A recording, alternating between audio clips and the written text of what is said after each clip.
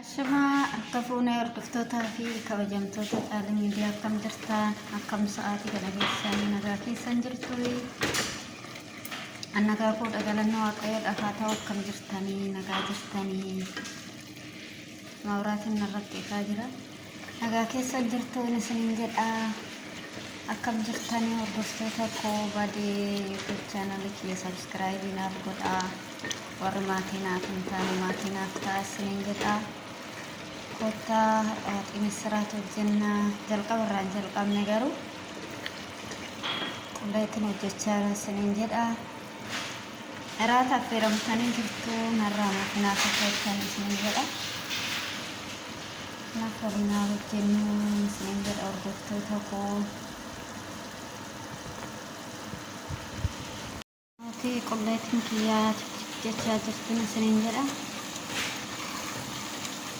nama lama qofa sila taanetu qeessannee hojjetanne jechuudha akkam waxinti maal fakkaattin isiniin jedha kanaaf kotta eraata galgalaa hojjennu isiniin jedha mawraatiin yeroo tokko sirriitti yeroo tokko maalitiin deemaa qalleetti erga wanta hundaatti godhee xumuree kana waraabuu jalqabee isiniin jedha hordoftoota koo warra maatii naaf hin taane immoo maatii naaf ta'a YouTube channel kiyyaa subscribe naaf godhaa jajjabeessan isiniin jedha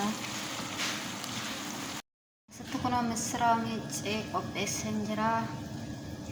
zafazafeetan jira waan ta'eef amma bishaan isaa irraa gadi naqee qulleetiin kiyyee yoo bilchaate isiniin kanaaf qulleetiin kiyya kun asitti cik jechaa jirti asitti kan takkattakaa jirtu isiniin jedha andam saya bersama nara zura malah kata anda itu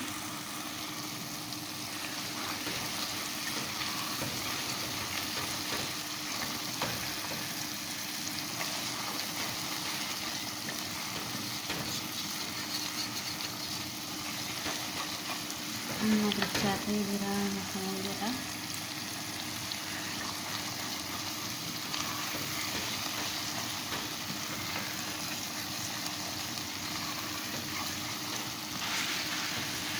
saya kira kulit garut sama orang belajar kawasan suaranya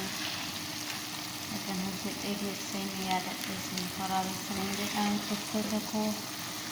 mesra hujat era kakam poi kenapa amma gaya jiran listening jad tuku seperti bishan si kopi paten jira gaya jiran tay bishan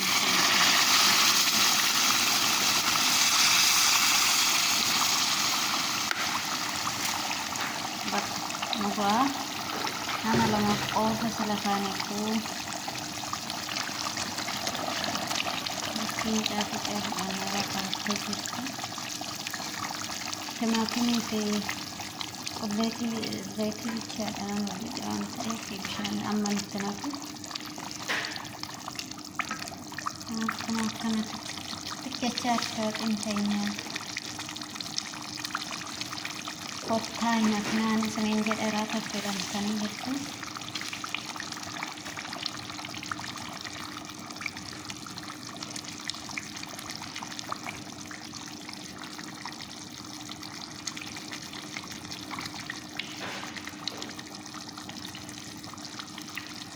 nama mesra kayaknya tenakan coba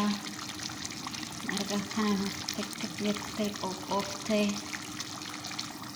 ama mesra cakon tenakan sini ada mesra kok masuk ke kok aja tinggal pakai